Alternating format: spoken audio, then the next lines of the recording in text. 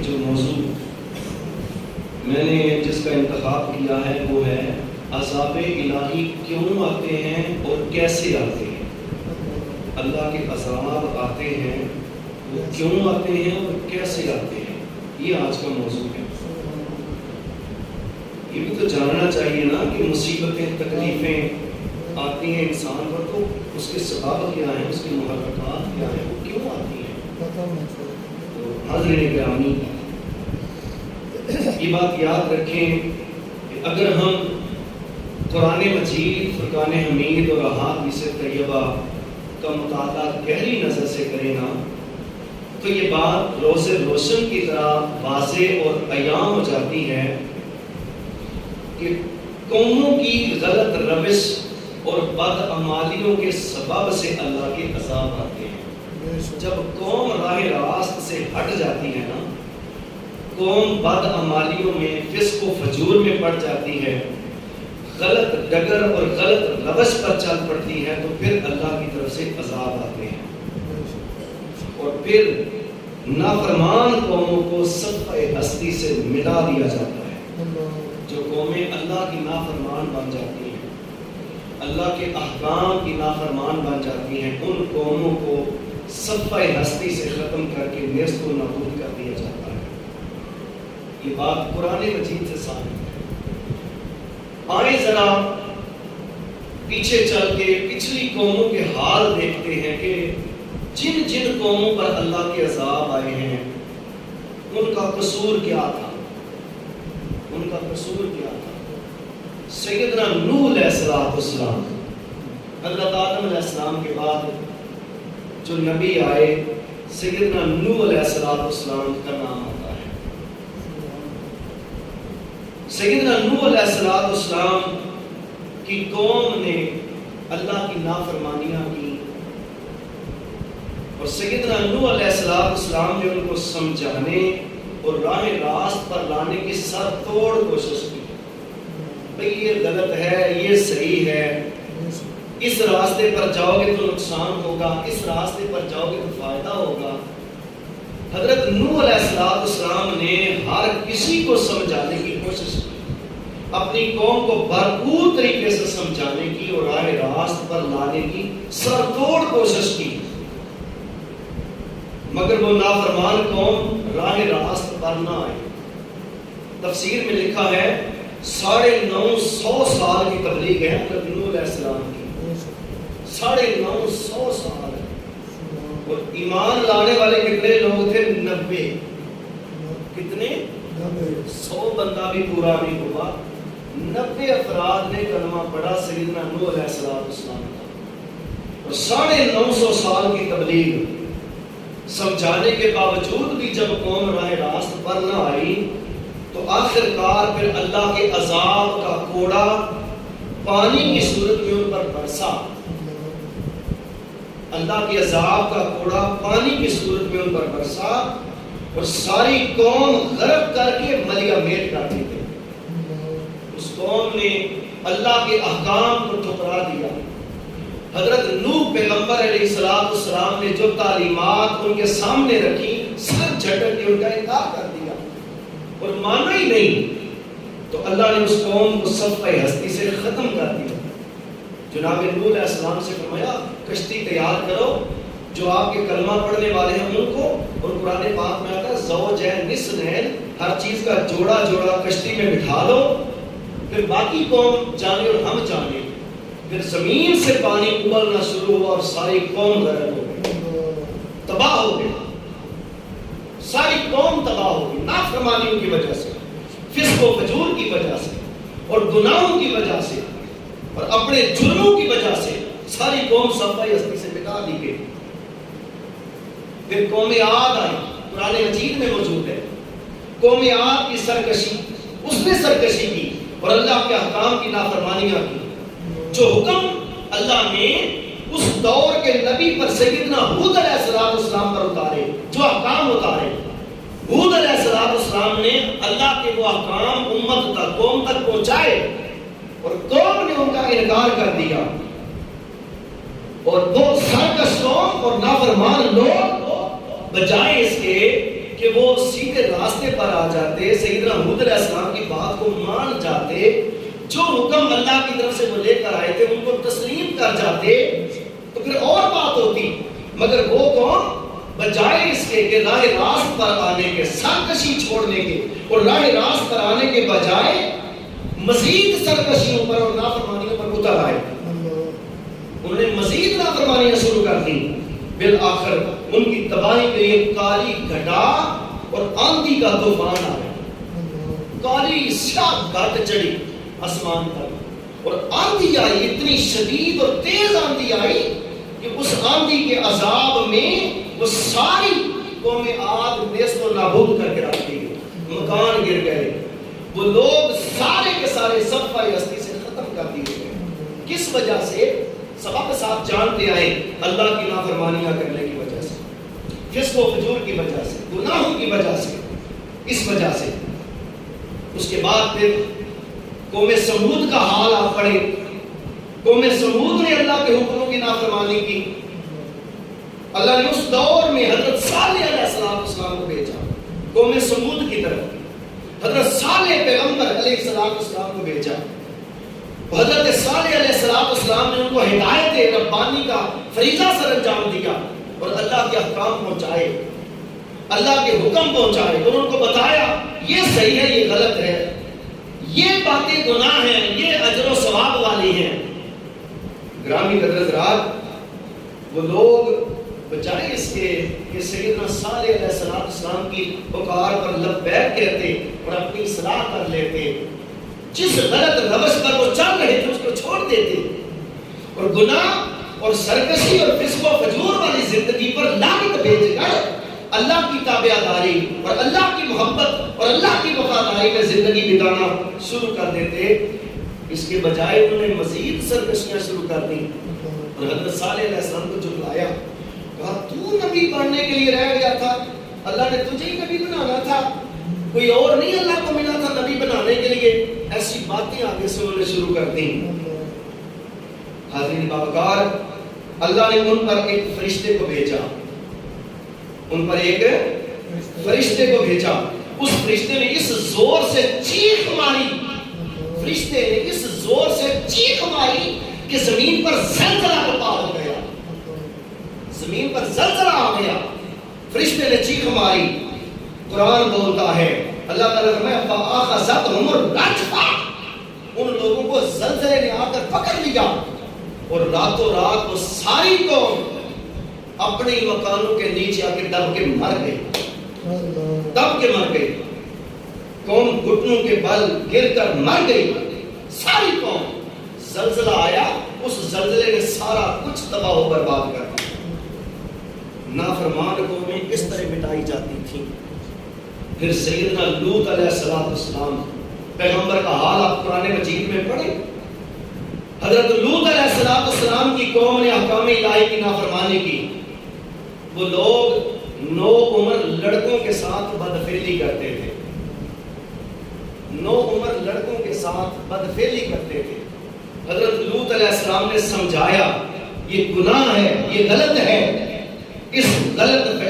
اس بدفعلی کو چھوڑ دو اور اللہ کی بندگی میں آ جاؤ. قوم کی بیٹیاں تمہارے سامنے ہیں، ان سے نکاح کرو اور ان کے ساتھ ہم بستری کرو. مگر وہ قوم ماننے کے لیے تیار نہ تھی، اپنی غلط روش کو نہیں چھوڑا. حضرت لوط علیہ السلام نے سمجھایا، ہدایت کی، مگر اس قوم نے سر جھٹک دیا اور بات پر لبیک نہیں کہا. تو اللہ نے ایک فرشتہ بھیجا، اس قوم پر بھی ایک فرشتہ بھیجا. 5 شہروں میں وہ لوگ آباد تھے، قوم لوط کے لوگ 5 شہروں میں آباد تھے. اس فرشتے نے زمین کی گاچی کی، زمین کی نیچے سے گاچی کی 5 شہروں کو اس فرشتے نے بلندی کے اوپر لے گیا، اٹھا کے لے گیا اور اوپر جا کر الٹا دیا. اس بستی 5 شہروں والی بستی کو اوپر جا کے الٹا دیا اور پھر اوپر سے ان پر پتھروں کی بارش کر دی، اوپر جا کر پھر پتھروں کی بارش کر دی. اس وجہ سے اس قوم کو صفحہ ہستی سے مٹا کے رکھ دیا گیا. حاضرین باوقار، گناہ کیا تھا؟ اللہ کی نافرمانی. جس کام سے اللہ نے منع کیا تھا، جن افعال بد سے اللہ نے روکا تھا، ان افعال بد سے وہ رکتے نہیں تھے، تو اللہ تعالیٰ کا عذاب آیا، اس قوم کو تباہ و برباد کر گیا۔ گرامی قدر حضرات، اس کے بعد پھر آپ قوم فرعون کا حال آپ پڑھیں۔ قوم فرعون نے سرکشی اور نافرمانیوں پر کمر بستہ ہو گئے، یکے بعد دیگرے، تو اللہ تعالیٰ نے ان کی ہدایت کے لیے سیدنا موسیٰ علیہ السلام اور حضرت ہارون علیہ السلام کو بھیجا۔ قوم فرعون کے لیے، قوم فرعون کے لیے قرآن پیش کر رہا ہوں، کوئی لیلا مجنون کتاب کا قصہ نہیں پڑھ رہا، اللہ کا قرآن پڑھ رہا ہوں۔ وقت نہیں نا کہ آیات بینات نہیں پڑھوں، ترجمے پر اکتفا کر رہا ہوں۔ سیدنا موسیٰ علیہ السلام نے اس قوم کو سمجھایا کہ ایک وحدہ لا شریک کی رب کی وحدانیت پر ایمان لے آؤ، سجدہ اس کو کرو، عبادت اس کی کرو، پوجا اس کی کرو، پرستش اس کی کرو، اس اللہ کو مانو، جو اس نے حلال کیا اس کو حلال جانو، جو اس نے حرام کیا اس کو حرام جانو۔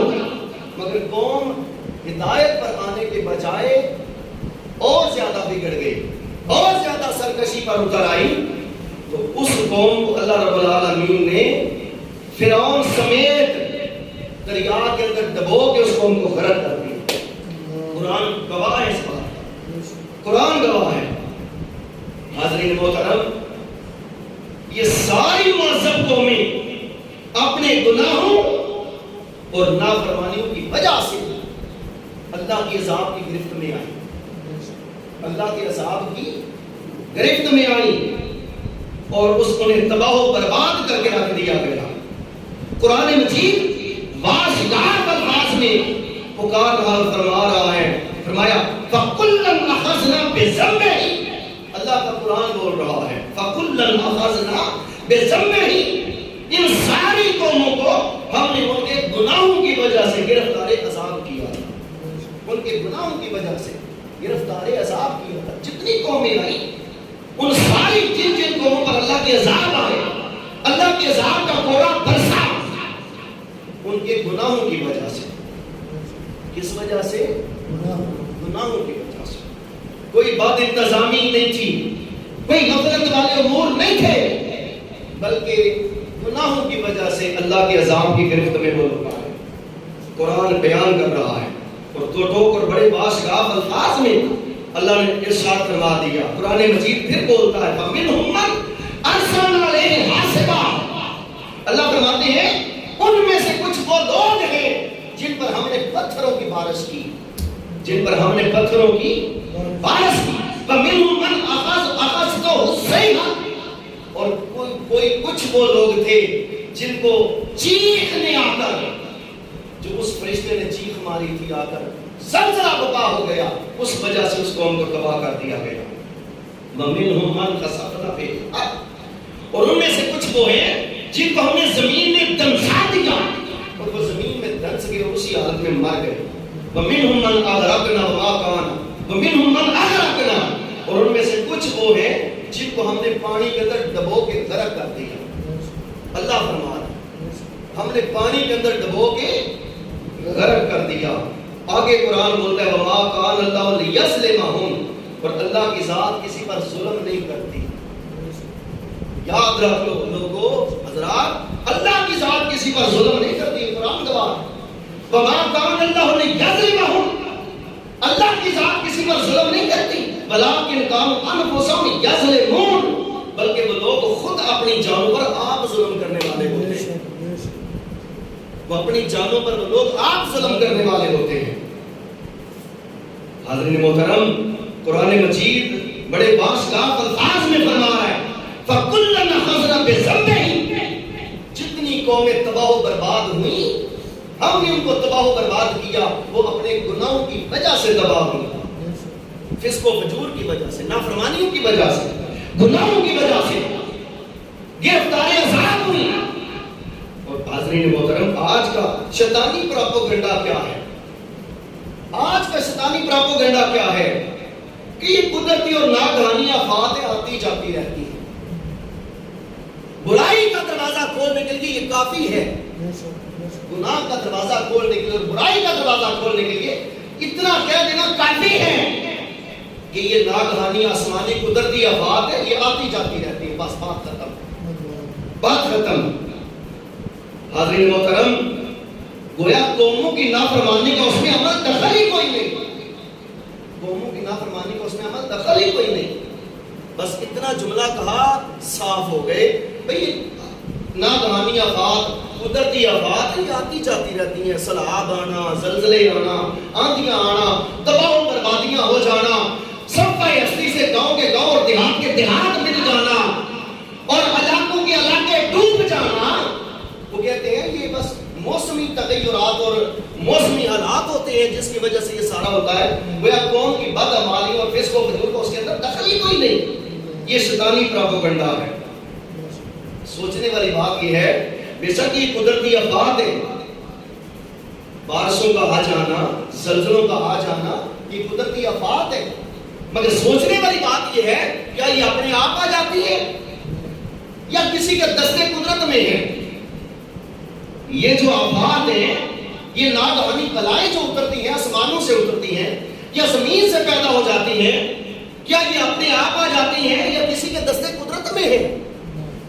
بولے نا ذرا، کسی کے دستے قدرت میں یہ ہے، اور وہ دستے قدرت اس قادر و قیوم کا ہے جسے اللہ رب العالمین کہتے ہیں، اس قادر و قیوم کے ہاتھ میں ہے، ساری آندیاں بھی اس کے کنٹرول میں ہیں، زلزلے بھی اس کے کنٹرول میں ہیں، سیلاب بھی اس کے کنٹرول میں ہے، پانی بھی اس کے کنٹرول میں ہے، ساری کائنات کے بسنے والا اس کے کنٹرول میں ہے، تو پھر اس کا قانون حرکت میں کیوں آتا ہے؟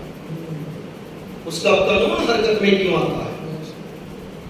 حاضرین محترم، قرآن مجید میں اس نے فرمایا لہو ملک السماوات والارض، زمین و آسمان کے اندر جو کچھ ہے سارا اللہ رب العالمین کی ملکیت ہے۔ ایمان ہے نا اس بات پر؟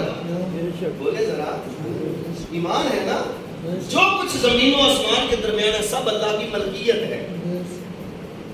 تو اللہ تو وہ ذات ہے جو آنے واحد میں، ایک سیکنڈ میں سارے جہانوں کو ختم کر سکتا ہے، سارے جہانوں کو ختم کر سکتا ہے۔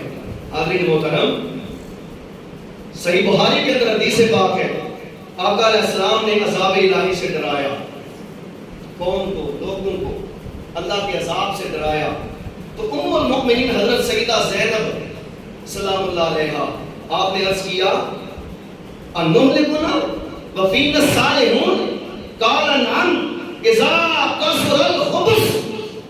حضور علیہ السلام نے عذاب الہی سے ڈرایا تو ام المؤمنین سیدہ زینب رضی اللہ تعالیٰ عنہ فرماتی ہیں انہلکنا، یا رسول اللہ کیا ہم ہلاک ہو جائیں گے؟ یا رسول اللہ کیا ہم ہلاک ہو جائیں گے؟ وفینا الصالحون، اس حال میں کہ ہمارے درمیان اللہ کے پاک باز بندے، پرہیزگار بندے بھی رہتے ہیں، نمازی پرہیزی لوگ بھی رہتے ہیں، پرہیزگار بھی رہتے ہیں، صالح لوگ بھی رہتے ہیں، متقی لوگ بھی رہتے ہیں، اس کے باوجود ہم ہلاک ہو جائیں گے؟ قال نعم، رسول اللہ صلی اللہ علیہ وسلم نے فرمایا ہاں، اس کے باوجود بھی قوم ہلاک ہو جائے گی۔ اذا کثر الخبث، جب خباثتیں کثرت کو ہو جائیں گی، جب خباثتیں کثرت میں ہو جائیں گی تو خباثتوں کی کثرت ہو جائے گی، جب لا دینیت عروج پر چلی جائے گی، جب فسق و فجور عام ہو جائے گا تو پھر اللہ کا قانون حرکت میں آئے گا۔ جب لا دینیت عام ہو جائے گی، جب فسق و فجور عام ہو جائے گا، جب خباثتوں کی کثرت ہو جائے گی تو قرآن کو آقا علیہ السلام کا فرمان بول رہا ہے، پھر اللہ کا قانون حرکت میں آئے گا، پھر اللہ کا قانون حرکت میں آئے گا۔ 2005 میں زلزلہ ایک آیا تھا، جانتے ہیں کسی کو چیتا ہے جی؟ 2005 میں ایک زلزلہ آیا تھا، سنیں ذرا، اور اس میں وہ ناگہانی آفت، اس وقت جو ریکارڈ تباہی ہوئی تھی، عالمی میڈیا نے اس کو کوریج دے کر دنیا کو دکھایا تھا، اور اس کا مرکز بالا کوٹ کی پہاڑیاں بنی تھی، پاکستان مرکز بنا تھا، دی اور دنیا کو دکھایا دیکھو پاکستان میں کیا ہو گیا. ریکارڈ تباہی ہوئی. پنڈی کا مارگلا ٹاور، پنڈی کا مارگلا ٹاور زمین بوس ہو گیا. 2005 کا جو زلزلہ آیا تھا، پنڈی کا مارگلا ٹاور زمین بوس ہوا. گرامی قدر حضرات، اور ریکارڈ تباہی ہوئی. سڑکیں پھٹ گئی، شگاف پڑ گئے، بڑے بڑے اونچے ٹاور پہاڑ پھٹ گئے. اتنا زبردست زلزلہ تھا. اور جانتے ہیں جب مارگلا ٹاور کا ملبہ ہٹایا جانے لگا تو ننگی لاشیں نکلی تھیں لڑکیوں اور لڑکوں کی. ننگی لاشیں نکلی تھیں لڑکیوں اور لڑکوں کی. سامعین عزیز کرام، بحیثیت مسلمان قرآن کا پیغام اور قرآن کا میسج جس نے نہ سنا نہ سمجھا وہ مارا جائے گا. اس کے لیے رب کا قانون حرکت میں آئے گا. وہ مت خواب خرگوش کی نیند سوئے کہ میں ٹھیک ٹھاک ہوں، مجھے کیا ٹینشن ہے، مجھ پر کون سا عذاب اتر رہا ہے. حاضرین باوقار، وہ مارگلا ٹاور زنا کا اڈا تھا. وہ مارگلا ٹاور پنڈی کا زنا کا اڈا تھا. اس کے بعد پھر 2010 میں سیلاب آیا تھا. وہ بھی آپ جانتے ہیں، میں بھی جانتا ہوں، آپ بھی جانتے ہیں. 2010 میں پھر سیلاب آیا اور اس میں بھی بہت جانی و مالی نقصان ہوا. بہت زیادہ نقصان ہوا. جانوروں کا، مویشیوں کا کروڑوں میں نقصان گنا گیا. اتنے جانور رڑ گئے، بہ گئے. بھینسیں بہ گئی، گائے بہ گئی، بکریاں بہ گئی، مکان گر گئے. ریکارڈ تباہی ہوئی 2010 میں بھی وہ سیلاب جو آیا تھا. اس کے بعد پھر 2019 میں کرونا وائرس آ گیا. کڑیاں دیکھیں کیسے مل رہی ہیں. اگر پھر بھی قوم اور امت ہوش کے ناخن نہ لے تو پھر بڑا ایکشن ہو سکتا ہے. پھر بڑا ایکشن بھی ہو سکتا ہے. اور میں بتاتا ہوں وہ بڑا ایکشن کیا ہو سکتا ہے. 2019 میں کرونا وائرس آیا. آپ جانتے ہیں کتنا جانی نقصان ہوا کرونا وائرس میں. معیشت ڈوب گئی، معیشت تباہ ہو گئی. عذاب کس کی طرف سے تھا؟ اللہ کی طرف سے. آج 2022 میں پھر سیلاب آیا. آج 2022 میں پھر سیلاب آیا. توجہ ہے نا بات کی طرف جی. پھر سیلاب کی صورت میں اللہ کا عذاب آیا. اور سوات کا ہنی مون ہوٹل زمین بوس ہوا. سوات کا ہنی مون ہوٹل زمین بوس ہوا. وہ بھی زنا کا اڈا تھا. وہ بھی زنا کا اڈا تھا. حاضرین باوقار، قوم کی سرکشیاں، قوم کی غفلت، قوم کا فسق و فجور، قوم کی نافرمانیاں جب عروج پر آتی ہیں پھر اللہ کا عذاب اور اللہ کا قانون حرکت میں آ جاتا ہے. پھر اللہ کا قانون حرکت میں آتا ہے. آج میسجز میں یہ بات عام کی جا رہی ہے یہ اللہ کا عذاب نہیں تھا بلکہ بد انتظامی اور غفلت کے سبب ایسے ہوا. یہ برائی کا دروازہ کھولنے کے مترادف ہے. کوئی بد انتظامی نہیں تھی، کوئی غفلت نہیں تھی. یہ اللہ کے عذاب کا کوڑا ہے جو وقتاً فوقتاً حرکت میں آتا ہے اور علاقوں کے علاقے تباہ و برباد ہو جاتے ہیں. اور باقیوں کو کہا جاتا ہے دیکھو ان لوگوں کی طرف دیکھو، ان کے مکانوں کی طرف دیکھو، ان کے کاروبار دیکھو، ان کے مال مویشی دیکھو، سب کچھ تباہ ہو گیا. اگر ان کے ساتھ وہ سب کچھ ہو سکتا ہے تو تمہارے ساتھ بھی ہو سکتا ہے. اگر وہاں پہ قانون حرکت میں آ سکتا ہے تو مانا یہ ہر جگہ اللہ کا قانون حرکت میں آ سکتا ہے. قوم کے لیے پیغام اور میسج یہ ہے کہ اس کو دیکھ کر ڈرو، اس اللہ کی وحدانیت سے کہ جس کا عذاب ہمہ وقت تیار کھڑا رہتا ہے. اس امت پر وہ عذاب تو نہیں آئیں گے جو پہلی امتوں پر آیا کرتے تھے. باندر بنا دیے گئے، سور بنا دیے گئے، کسی پر مینڈکوں کا عذاب آیا، کسی پر جنوں کا عذاب آیا، کسی پر آندھیوں کا عذاب آیا، کسی پر پانی کا عذاب آیا، کسی پر اللہ کے پتھروں کی بارش اللہ نے کی، پتھروں کا عذاب آیا. مگر اس امت پر وہ عذاب تو نہیں آئیں گے مگر جزوی عذاب آتے رہیں گے، جزوی عذاب آتے رہیں گے، اور ان جزوی عذابوں کا مقصد یہ ہے کہ باقی لوگوں کو بتایا جائے دیکھو کیا ہو گیا ان کے ساتھ، کہ تمہارے ساتھ بھی ہو سکتا تھا، کہ تمہارے ساتھ بھی ہو سکتا تھا۔ اہل مغرب، ویسٹرن ورلڈ، یورپی لوگ اپنی صہیونی طاقت کے ذریعے، اپنی قوت کے ذریعے ایک مسلمان کو بے غیرت بنانے کے لیے ہر وہ طریقہ اختیار کر رہے ہیں کہ مسلمان قوم کو کیسے بے غیرت بنایا جائے۔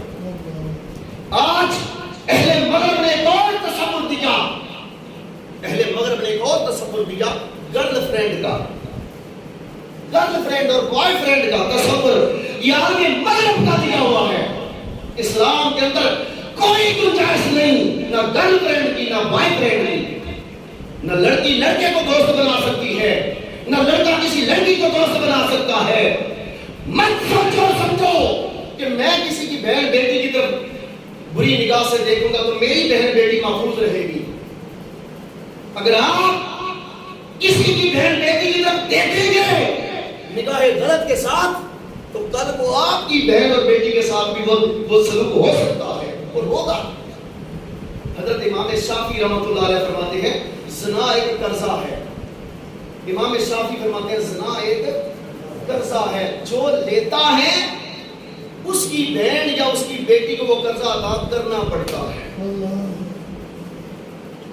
میں کہتا ہوں، ہم کہتے ہیں وہ لڑکی میرے نال سیٹ ہو جائے نا تو کمال ہو جائے، 10 چکر اس گلی کے لگتے ہیں اور لگائے جاتے ہیں، ایک باری باہر نکلے میں دیکھ لوں۔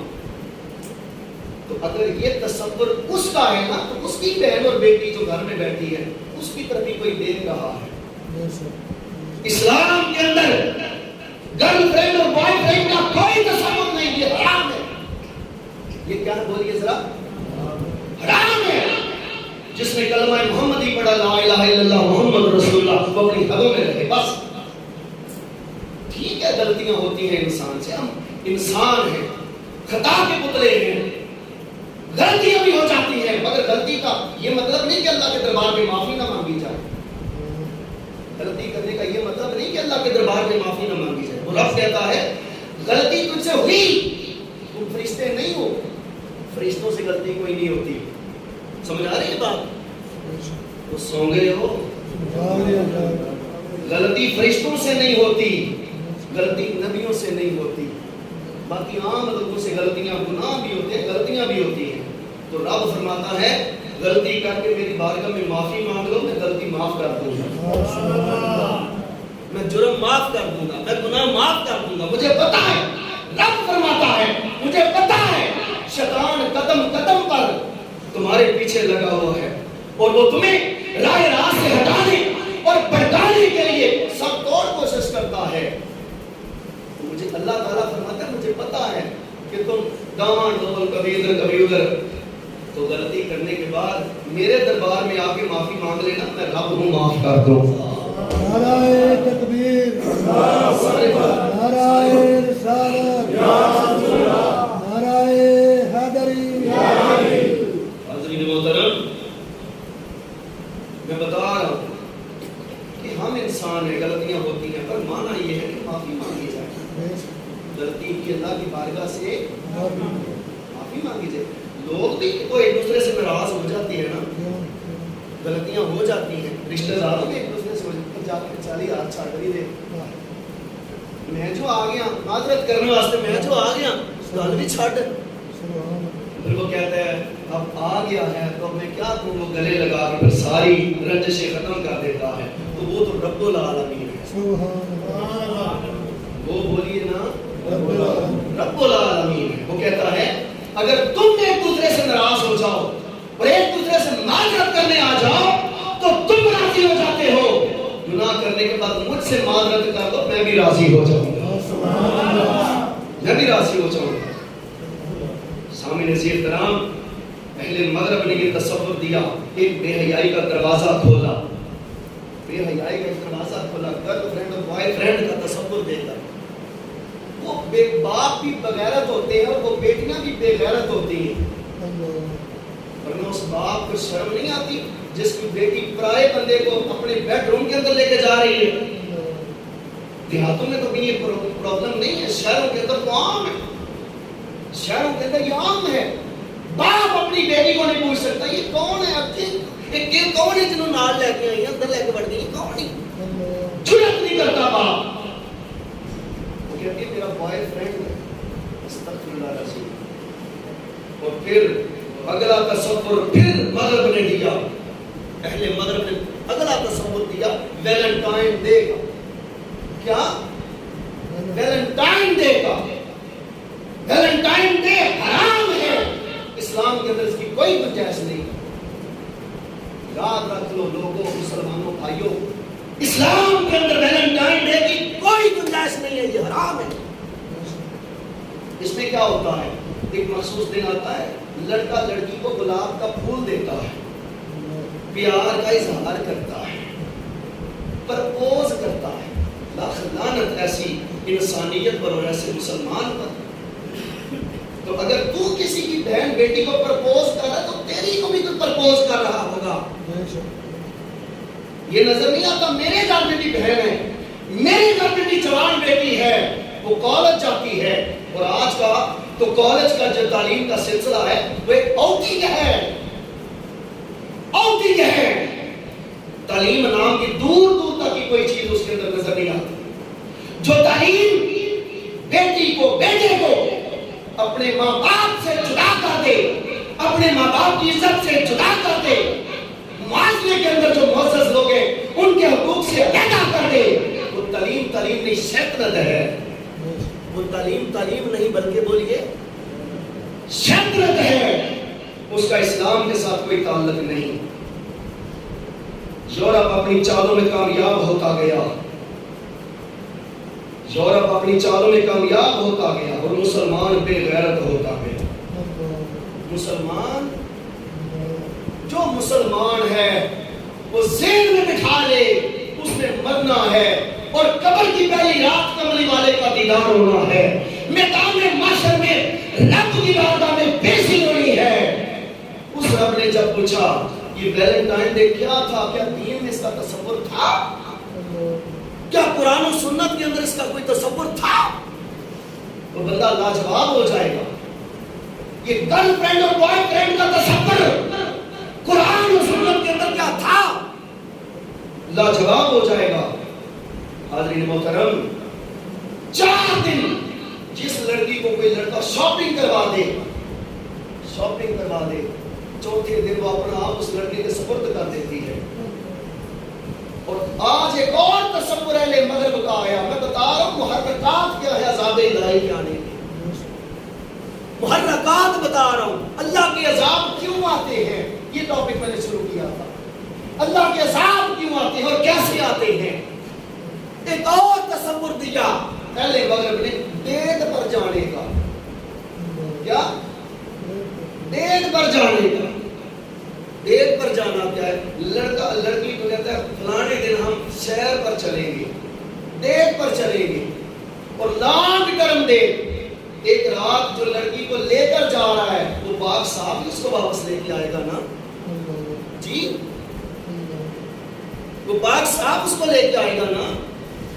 اور باپ بے غیرت کو حیا نہیں، اس کو پتہ ہی نہیں میری بیٹی کس کے ساتھ گئی ہوئی ہے، بس ڈیٹ پر گئی ہوئی ہے. گرامی قدر حضرات، جب ساتھ جاتی ہے پھر حیا کی چادر اتار دیتی ہے، پھر حیا کی چادر وہ اتار دیتی ہے. جب بنت حیا کی چادر کو اتارتی ہے پھر اللہ کا قانون حرکت میں آتا ہے. جب ابن آدم فسق و فجور کو اپناتا ہے تو پھر اللہ کا قانون حرکت میں آتا ہے. سامعین عزیز کرام، پرہیزگار کو کوئی آنچ نہیں ہے، پرہیزگار کو کوئی آنچ نہیں ہے. قرآن بول رہا ہے، قرآن بول رہا ہے. اللہ تعالیٰ فرماتے ہیں وَلَوْ أَنَّ أَهْلَ الْقُرَىٰ آمَنُوا وَاتَّقَوْا لَفَتَحْنَا عَلَيْهِمْ بَرَكَاتٍ مِّنَ السَّمَاءِ وَالْأَرْضِ وَلَٰكِنْ كَذَّبُوا فَأَخَذْنَاهُم بِمَا كَانُوا يَكْسِبُونَ. یہ اللہ کا قرآن ہے. اور اگر بستیوں والے ایمان لے آتے اور تقوی اختیار کر لیتے ہیں. دو چیزیں اللہ بول رہے ہیں, دو چیزوں کی ڈیمانڈ ہے اللہ کی. ایک ایمان لے آتے ہیں, ایک ڈیمانڈ کیا ہے؟ بستیوں والے مجھ پر بولے ذرا کیا؟ ایمان لے آتے. اور دوسری ڈیمانڈ یہ ہے تقوی والے بن جاتے, پرہیزگار بن جاتے. تو پھر اللہ فرماتے ہیں لَفَتَحْنَا عَلَيْهِمْ بَرَكَاتٍ مِنَ السَّمَاءِ وَالْأَرْضِ. اللہ فرماتے ہیں پھر ہم آسمان و زمین کی برکتوں کے دروازے ان پر کھول دیتے ہیں. اللہ فرما رہے ہیں ہم آسمان و زمین کی برکتوں کے سارے دروازے ان کے لیے کھول دیتے. وَلَٰكِنْ كَذَّبُوا فَأَخَذْنَاهُم بِمَا كَانُوا يَكْسِبُونَ. لیکن انہوں نے جھٹلایا ہمارے رسولوں کو تو پکڑ لیا ہم نے انہیں بوجہ ان کے کرتوتوں کے جو وہ کیا کرتے تھے. ہم نے ان کے کرتوتوں کے سبب سے ان کو گرفتار عذاب کر دیا. سامعین عزیز کرام, توجہ طلب بات یہ ہے, توجہ طلب بات یہ ہے کہ پرہیزگار صفحہ ہستی پر سلامت رکھا جاتا ہے جو رب کی بندگی میں آتا ہے, جو رب کی پوجا میں آتا ہے, جو رب کی فرما برداری میں آتا ہے. اللہ تعالیٰ پھر اس کو کامیابیاں دیتا ہے. قرآن بول رہا ہے لَفَتَحْنَا عَلَيْهِمْ بَرَكَاتٍ مِنَ السَّمَاءِ وَالْأَرْضِ. اللہ ان پر زمین و آسمان کی برکتوں کے دروازے کھول دیتے ہیں. جو لوگ ایمان والے بن جاتے ہیں اور تقوی والے بن جاتے ہیں. ایمان والے بن جاتے ہیں اور بول کے نا تقوی والے بن جاتے ہیں. اور فاسق و فاجر کے لیے عذاب آتے ہیں. فاسق و فاجر لوگوں کے لیے بولیے نا نافرمانوں کے لیے عذاب آتے ہیں. جو اس کے احکام کا حیا نہیں کرتے ان کے لیے پھر رب کے عذاب آتے ہیں. پرہیزگاروں کے لیے اللہ کے انعام آتے ہیں. پرہیزگاروں کے لیے اللہ کے بولیے ذرا انعام آتے ہیں. حاضرین محترم, بڑی واضح مثال سیدنا نوح علیہ السلام کی ہمارے سامنے ہے. توجہ سے سماعت فرمائیے گا. حضرت نوح علیہ السلام نے جب تبلیغ کی, اللہ کے احکام پہنچائے, ہدایت کی, سمجھانے کی کوشش کی, جب قوم نہ مانی, اللہ نے فرمایا نوح کشتی بنا, کشتی بنا, اور جو تجھے ماننے والے ان کو کشتی میں بٹھا لے. پھر قرآن بولتا ہے زوجین نسنین, ہر شے کا جوڑا جوڑا بھی کشتی میں بٹھا لے, ہر شے کا جوڑا جوڑا بھی کشتی میں بٹھا لے. پھر ہم جانے اور یہ قوم جانے. فرمایا عذاب آئے گا, عذاب آئے گا, اور ہم قوم کو صفحہ ہستی سے مٹا کے رکھ دیں گے. نوح علیہ السلام نے کشتی بنانا شروع کی. جنگل کے اندر ایک بڑھیا خاتون رہتی تھی. جنگل میں ایک بڑھیا خاتون, سنو لوگو توجہ سے سنو, کہ جب ایمان اور تقوی دل کے اندر اتر آتا ہے, پرہیزگاری دل کے اندر اتر آتی ہے, پھر اللہ حفاظت خود فرماتا ہے. پھر اللہ حفاظت خود فرماتا ہے. جنگل میں ایک بڑھیا عورت, حضرت نوح علیہ السلام اس کے پاس گئے اور کہا اللہ کا عذاب آنے والا ہے, میں بیڑی بنا رہا ہوں, کشتی بنا رہا ہوں, سوار ہو جانا, کہیں رہ نہ جانا کہ ہلاک ہو جاؤ. جب بیڑی بن گئی, تیار ہو گئی کشتی, نوح علیہ السلام نے اپنے ماننے والوں کو بٹھا لیا, ہر شے کا جوڑا جوڑا بھی اس میں سوار کر لیا. نوح علیہ السلام کا بیٹا, اپنا بیٹا, جو نوح علیہ السلام کو نبی نہیں مانتا تھا, حضرت نوح علیہ السلام نے کہا تو بھی آ جا. کہتا ہے نہیں میں نے نہیں بیٹھنا. حضرت نوح علیہ السلام نے کہا اللہ کا عذاب آنے والا ہے, پانی کا عذاب آنے والا ہے. اس نے کہا او اچھا پہاڑ دیندے ہو کہ میں اتنے چڑھ جاؤں گا, اتنے نہیں پانی پڑنا. نوح علیہ السلام نے فرمایا جب رب کا عذاب آتا ہے پھر وہ اونچے پہاڑ نہیں دیکھتا. جب عذاب آتا ہے پھر اونچے پہاڑ نہیں دیکھتا. اس نے کہا میں اونچے پہاڑ وہاں چڑھ جاؤں گا. نہ آیا, پہاڑ کی چوٹی پر چڑھا. حضرت نوح علیہ السلام نے ساروں کو بٹھا لیا. نوح علیہ السلام سے پوچھا, سارے بیٹھ گئے؟ جی سارے بیٹھ گئے. اب زمین سے پانی ابلنا شروع ہوا, زمین سے پانی ابلنا شروع ہوا. تفسیر میں لکھا ہے جو فلک بوس چوٹیاں تھی پہاڑوں کی, بھائی ذوالفقار پہاڑی علاقے میں رہتے ہیں, ان سے پوچھیں کتنے کتنے اونچے پہاڑ ہیں, کتنے کتنے ہزار میٹر بلندیوں والے پہاڑ ہیں. پہاڑوں کی چوٹیاں ڈوبی, پہاڑوں کی چوٹیاں ڈوبی. پھر پہاڑوں پر چیڑ اور چنار کے درخت ہوتے ہیں بڑے بڑے اونچے, ان کی چوٹیاں درختوں کی تنے بڑے بڑے لمبے ہوتے ہیں, اوپر جا کے پھر پتے ہوتے ہیں, ٹہنیاں ہوتی ہیں. وہ درختوں کی جو چوٹیاں تھی وہ بھی ڈوبی. سوچو کتنا پانی آیا ہوگا. تو سمجھ آ رہی ہے کہ کوئی نہ؟ سوچو کتنا پانی آیا ہوگا. آج پاکستان میں جو آیا یہ تو اس کے مقابلے میں ہے ہی کچھ نہیں, ہے ہی کچھ نہیں. وہ تنا پر درخت ڈوب گئے. نوح علیہ السلام نے دیکھا کوئی مائی رہ گئی. نوح علیہ السلام نے دیکھا بیڑی میں دھیان مارا, نظر کی, دیکھا تو کہتے ہیں وہ مائی رہ گئی. کیا مائی رہ گئی. اب جب کہتے ہیں کیا ہو سکتا ہے, کیا ہو سکتا ہے؟ جب اللہ کا عذاب آ گیا, قوم تباہ ہو گئی, ملیا میٹ ہو گئی. اللہ نے زمین کو حکم دیا پانی کو جذب کر. زمین پانی کو پی گئی. کشتی جدی پہاڑ کے ساتھ جا کے لگ گئی. کشتی جدی پہاڑ کے ساتھ جا کے لگ گئی. نوح علیہ السلام نیچے اترے, دوڑ لگائی جنگل کی طرف. دیکھا تو صحیح مائدہ کی بڑے ہیں, دیکھا تو صحیح مائدہ کی بڑے ہیں. جب نوح علیہ السلام جنگل میں پہنچے, مائی سجدے میں سر رکھ کے پڑھ رہی تھی سبحان ربی الاعلی. نعرہ تکبیر, نعرہ رسالت, نعرہ حیدری. مائی سر سجدے میں رکھ کے پڑھ رہی تھی سبحان ربی الاعلی. پاؤں کی آواز آئی, مائی کو پاؤں کی آواز آئی, اٹھی. اٹھ کے نوح علیہ السلام سے کہتی ہے, نوح علیہ السلام چلے, عذاب آنے لگا ہے, چلے میں کشتی میں جا کے بیٹھ جاؤں.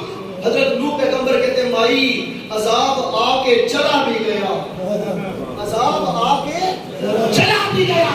تو مائی بولتی ہے قسم پیدا کرنے والے رب کی, میں جب سر سجدے میں رکھ کے سبحان ربی الاعلی کہتی ہوں, میں اس کی نظروں میں ہوتی ہوں, وہ میری نظروں میں ہوتا ہے. میں اس کو یاد کرتی ہوں, وہ مجھے یاد کرتا ہے, اور مجھے کسی لمحے ضائع نہیں ہونے دیتا. دوستو آج بھی امت کو معافی مانگنی ہوگی, رب کی دربار میں جھکنا ہوگا, اللہ کے دربار میں جھکنا ہوگا. ورنہ یہ جو سلسلے بنے ہوئے ہیں, میں نے دلوا دیے ترتیب کے ساتھ. 2022 میں آیا اگلا ایکشن رب کا, شاید ایٹم بم کی صورت میں بھی ہو سکتا ہے, شاید ایٹم بم کی صورت میں اگلا جو قانون اللہ کا حرکت میں آ سکتے ہیں وہ ایٹم بم کی صورت میں ہو سکتا ہے, جس سے ساری قوم صفائی ہستی سے مٹ جائے گی. آؤ توبہ کر لیں, اللہ کی بارگاہ میں جھک جائیں. جس معاشرے میں نوجوان نمازیں ضائع کرنے والے ہوں, جس معاشرے میں جھوٹ کو جھوٹ نہ سمجھا جائے, وہ معاشرہ ظالمانہ معاشرہ ہے. جس معاشرے میں امیر امیر سے امیر تر ہوتا چلا جائے, غریب غریب سے غریب تر ہوتا چلا جائے, وہ معاشرہ ظالمانہ معاشرہ ہے, وہ کافرانہ معاشرہ ہے. آج مہنگائی بھی ایک عذاب ہے, آج مہنگائی بھی ایک عذاب ہے, پر سمجھ ہی کچھ نہیں آتی. اپنے گھروں میں خواب خرگوش کی نیند میں سوچتے ہیں, خواب خرگوش کی نیند میں ہم سوئے ہوئے ہیں. گرامی قدر حضرات, یہ جتنے حالات اس وقت کریٹ ہو چکے ہیں, یہ وارننگ ہے اللہ رب العالمین کی. ہمارا رب ہے جو چڑیوں کے ہاتھوں باز مروا دیتا ہے, جو چڑیوں کے ہاتھوں باز. اگر رب کو راضی کر لیں تو جیسے جنگل میں وہ بڑھیا محفوظ رہ سکتی ہے, آج ہم بھی محفوظ رہ سکتے ہیں. سوات میں کیا کچھ ہو گیا, بلوچستان میں کیا کچھ ہو گیا, کراچی میں کیا کچھ ہو گیا, صوبہ سندھ میں کیا کچھ ہو گیا, پر کسی ایک حکمران کی سٹیٹمنٹ آئی, کوئی بیان آیا کہ ہم اللہ کے دربار میں معافی مانگیں. نوح علیہ السلام جب قوم کی بدعمالیاں دیکھتے تو کہتے لوگوں توبہ کرو, اللہ کا عذاب آئے گا. ہود علیہ السلام جب قوم کی بدعمالیاں دیکھتے کہتے لوگوں توبہ کرو, اللہ کا عذاب آئے گا. آقا علیہ السلام ہمارے نبی جب کس کو بجوران دیکھتے, بدعمالیاں دیکھتے کہتے لوگوں توبہ کر لو, رب کا عذاب آئے گا. اور آج کا مسلمان اتنا جملہ کہہ کر بری و ذمہ ہو جاتا ہے, یہ نادانیاں آفتانیں قدرتی آفتانیں آندیاں چاندیاں رہتی ہیں. مونسون بارشیں اس دفعہ زور شور سے برسی ہیں تو حالات اس طرف چلے گئے ہیں. گرامی قدر حضرات، نہیں، وہ رب 70 ماہوں سے زیادہ پیار کرتا ہے. اس کا قانون کبھی اتنی جلدی حرکت میں نہیں آتا. اللہ کا قانون اتنی جلدی حرکت میں نہیں آتا. جب ایک بارڈر لائن اس کو کراس کیا جاتا ہے تو پھر رب کا قانون حرکت میں آ جاتا ہے. آج بھی اللہ کا قانون حرکت میں آیا ہے. آج بھی اللہ کا قانون حرکت میں آیا ہے. وہ جو سوات میں ہنی مون ہوٹل زمین بوس وہ زنا کا اڈا تھا، زنا کا اڈا تھا. اور آج ہر گھر کے اندر سینما، کلب، تھیٹر آباد، مسجد ویران. آج کا نوجوان مسجد کے قریب کھڑا ہو کے گپے تو مار سکتا ہے پر اس کو توفیق نہیں اندر آ کے اللہ کی عبادت میں سجدہ کرتا. حاضرین باوقار، یہ موضوع بہت طویل ہے. میں جتنی بھی اس پر بحث کروں، ابھی قرآن کے حوالے بہت زیادہ باقی تھے، احادیث طیبہ کے حوالے باقی بہت زیادہ تھے، مگر وقت اپنی تنگ دمانی کا احساس دلا رہا ہے. دعا ہے اللہ تعالی ہمیں سمجھ عطا فرمائے اور جو کچھ میں نے گزارشات پیش کی اللہ عمل کی توفیق عطا فرمائے. آخر